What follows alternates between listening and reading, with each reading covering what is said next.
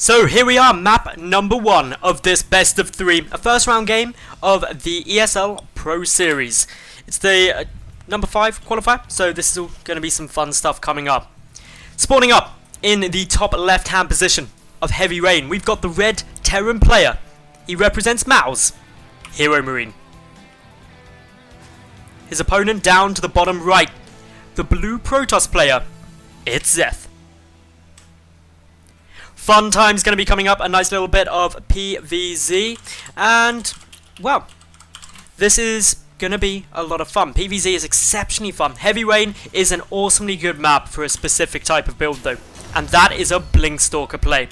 Why I hear you scream? Because of this.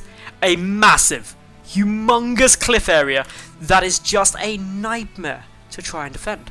So because of that, HeroMarine should be exceptionally cautious about any kind of sneaky Blink Stalker plays. They have been nerfed a bit recently with the vision radius of a mothership core, but to be honest, HeroMarine just has so much cliff area that isn't a huge thing. HeroMarine adding in gas now, so that's not going to be out quite quickly enough in order for him to get a Reaper first. It's a bit delayed, so this isn't just a straight normal Reaper expand. Gonna just be probably pumping out some gas, maybe getting down a quick reactor. That's something that you do see quite a lot of Terran players opt to do. Meanwhile, Zeth, he's adding in that cybernetics core. He's adding in one gas, and he's just playing it relatively standard at the moment. No second gas as of yet. Otherwise, HeroMarine, he's just keeping things looking nice and steady, nice and safe. Getting that first Marine out, going to be poking forward with it towards his natural. Should be able to expand off this relatively easily. No big threats or big risks from the opening that he's gone for. Meanwhile, we've even got scouting SCV coming over. He wants to get a good look at what his opponent's doing. I imagine critically, gonna want to try and get a look to see if a second gas has been taken. That's the big question HeroMarine's going to be asking, just to try and work out, is it the blink play coming, or am I safe? Just as expected, HeroMarine is gonna add in that reactor there. So that's why the gas was later, because it's not for a Reaper, it's just to pump out more Marines. He's also prepared to go and take a natural base. So economy's looking good on both sides, and a little bit of a pressure and aggression coming down now from HeroMarine. He is trying to get a bunker out, but there's no way this will complete. The mothership core is going to have no problem deterring any further construction by forcing back that SCV. Meanwhile, HeroMarine, he is adding in a factory. In addition to that reactor, he can switch those over in order to start production of 2 Hellions at a time. That's a pressuring build, gains a lot of map control, and can definitely deal some nice damage. Widow Mines could also be coming out, that's certainly a possibility too. Widow Mines are always a lot of fun. We'll wait to see if we get a quick Starport. Probably Hellions aren't too likely. I've changed my mind on that, gone full circle. I reckon it's more likely we'll see a Starport quickly. And that's always exciting to see. Meanwhile, we do have Zeth adding in a Stargate, so he can be going for Phoenix or an Oracle. Generally, Oracles are the more usual thing.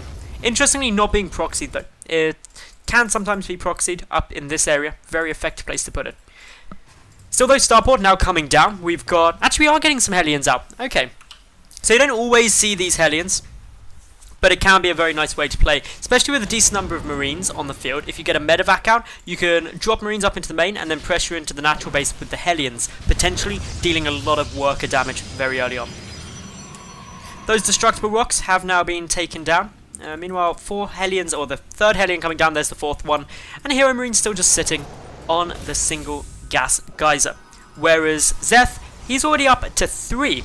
Quite tech heavy, and that's how he can afford to pump out this Oracle while also teching up into the robotics facility. The downside to this build for Zeth though is he's only got 1 gate worth of production. Really not very much in order to get out a strong defensive force. So if HeroMarine gets aggressive with these forces, which I really expect that he will, then it's going to be a lot harder to defend, and really Zeth is going to be reliant on his mothership core getting off a good photon overcharge.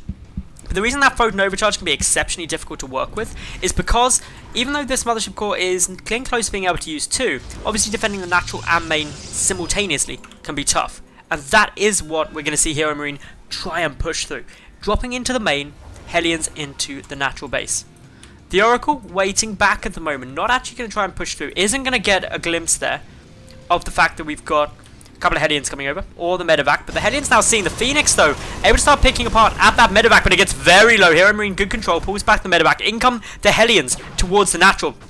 There's only a single Stalker there to try and stop them. Already probes are starting to get killed. No Photon Overcharge. There is one in the main base, but not enough energy for one of the natural yet. These Hellions racking up 11 kills in total. A nice amount of damage done. The Photon Overcharge buying time in the main base to prevent this push from doing more damage. And 11 worker kills is nice for HeroMarine, but he probably would have wanted to try and get a couple more, if at all possible. The Stalkers and the Phoenix should be able to force this push back now. One lone Marine, never leave a Marine behind. That's what a Terran player always thinks. So manages to save them all.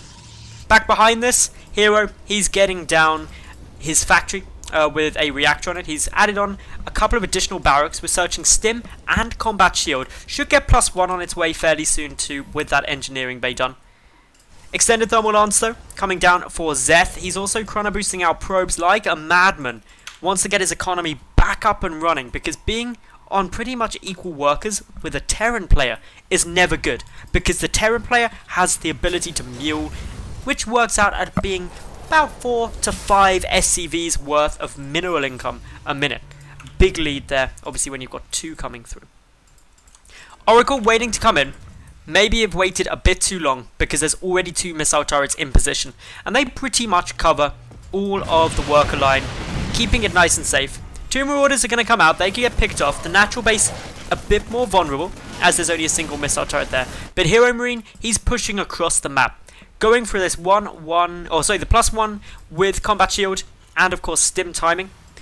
Going to bait a Photon Overcharge most likely first, as quickly as he can. And the Mothership Core does have enough energy for 1, but not quite 2 as of yet. However, HeroMarine, he's got to contend with a Colossus.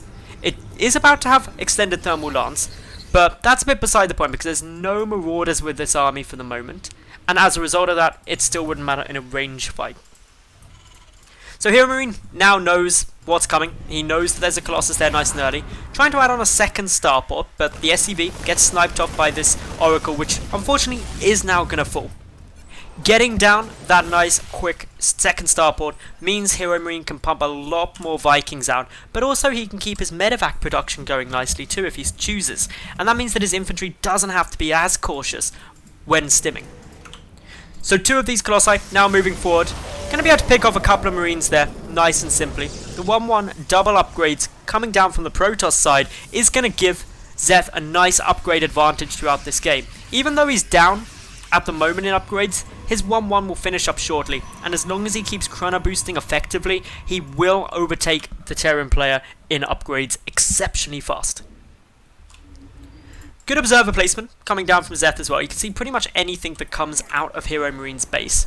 But HeroMarine isn't too worried about being sneaky and stealthy. He's just wanting to rely on good macro and good mechanics to try and just outsupply his opponent for the moment.